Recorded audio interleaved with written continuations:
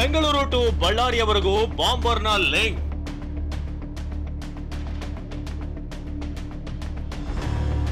ಎನ್ಐಎನಿಂದ ಶಂಕಿತ ಉಗ್ರ ಅರೆಸ್ಟ್, ಇನ್ನೊಬ್ಬನ ಡ್ರಿಲ್.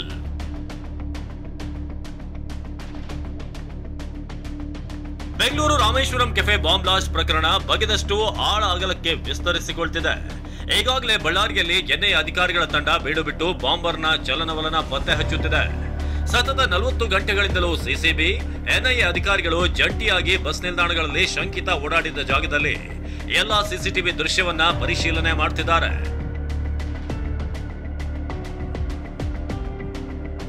ಅನುಮಾನಾಸ್ಪದ ವ್ಯಕ್ತಿಗಳು ಮತ್ತು ಬಸ್ ನಿಲ್ದಾಣದಲ್ಲಿ ಶಂಕಿತನ ಜೊತೆ ಮಾತನಾಡಿದವರ ವಿಚಾರಣೆ ನಡೆಸುತ್ತಿದ್ದಾರೆ. ಅಲ್ಲದೆ ಶಂಕಿತ ಉಗ್ರನಿಗೂ ಬಳ್ಳಾರಿಗೂ ಏನು ನಂಟು ಎಂಬುದರ ಬಗ್ಗೆ ತನಿಖೆ ನಡೆಸಲಾಗುತ್ತಿದೆ. ಶಂಕಿತ ಬಳ್ಳಾರಿ ಬಸ್ ನಿಲ್ದಾಣಕ್ಕೆ ಯಾವ ಕಾರಣಕ್ಕೆ ಬಂದಿಳಿದ ಅನ್ನೋದರ ಕುರಿತಂತೆ ಆತನ ಪರಿಚಯಸ್ಥರ ಬಗ್ಗೆ ಎಲ್ಲಾ ವಿಚಾರಣೆ ನಡೆಸಲಾಗುತ್ತಿದೆ. ಹೀಗೆ ಹಲವಾರು ಆಯಾಮಗಳಲ್ಲಿ ತನಿಖೆ ನಡೀತಿದೆ.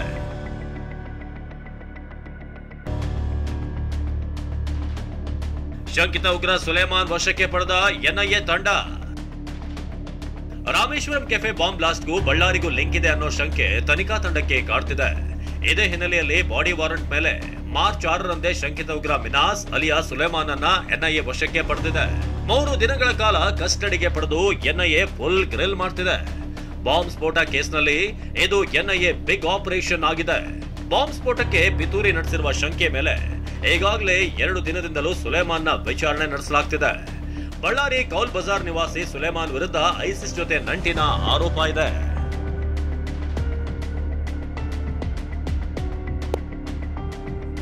ಎನ್ಐಎ ಬಂಧನದಲ್ಲಿರುವಂತಹ ಸುಲೇಮಾನ್ ದೇಶದಲ್ಲಿ ವಿಧ್ವಂಸಕ ಕೃತ್ಯಕ್ಕೆ ಸದಾ ಹವಣಿಸುತ್ತಿದ್ದ ಕ್ರಿಮಿ. ಇವನ ಹಿಸ್ಟರಿಯೇ ಭಯಾನಕವಾಗಿದೆ. ಬಳ್ಳಾರಿ ಕೌಲ್ ಬಜಾರ್ನಲ್ಲಿ ಬಟ್ಟೆ ವ್ಯಾಪಾರಿಯಾಗಿದ್ದ ಇವನು ನಿಷೇಧಿತ ಪಿಎಫ್ಐ ಸಂಘಟನೆಯ ಕಾರ್ಯಕರ್ತ.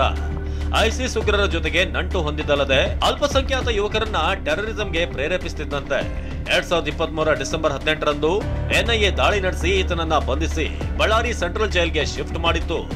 ಈಗ ಜೈಲಿನಿಂದಲೇ ಮತ್ತೆ ವಶಕ್ಕೆ ಪಡೆದಿದೆ ಎನ್ಐಎ.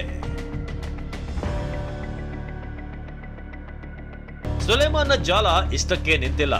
ಈತನ ಜೊತೆಗೆ ನಂಟು ಹೊಂದಿದ್ದ ಬಳ್ಳಾರಿ ಎಸ್ಎನ್ ಪೇಟೆ ಯುವಕನನ್ನು ಕೂಡ ಎನ್ಐಎ ನಿರಂತರ 1 ಗಂಟೆ ಕಾಲ ತೀವ್ರ ವಿಚಾರಣೆ ನಡೆಸಿದೆ. ಕೋಮುಗಲಭೆ ಪ್ರಕರಣಗಳಲ್ಲಿ ಕಾಣಿಸಿದ್ದ ಆರೋಪವಿರುವಂತಹ ಯುವಕನನ್ನ ವಿಚಾರಣೆಯ ಬಳಿಕ ಎನ್ಐಎ ಬಿಟ್ಟು ಕಳಿಸಿದೆ.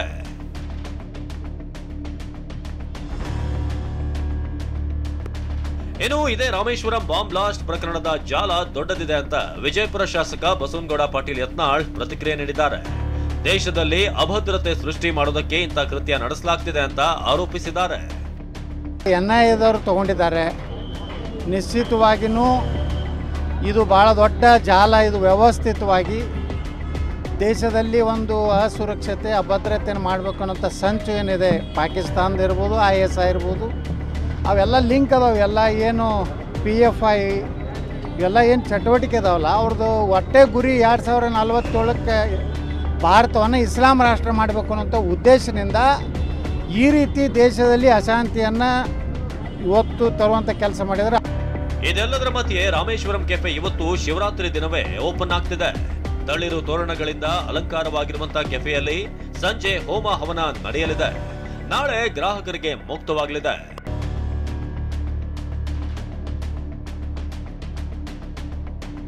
ಅದೇನೇ ಇರಲಿ, ಈ ಪ್ರಕರಣದಲ್ಲಿ ಯಾರೇ ಇದ್ರೂ ಅವರ ಬಂಧನವಾಗಿ ತಕ್ಕ ಶಿಕ್ಷೆ ಆಗ್ಲಿ, ರಾಜ್ಯದಲ್ಲಿ ಅದರಲ್ಲೂ ಬೆಂಗಳೂರಿಗರಿಗೆ ಸುರಕ್ಷತೆಯ ಭಾವ ಮೂಡುವಂತಾಗ್ಲಿ.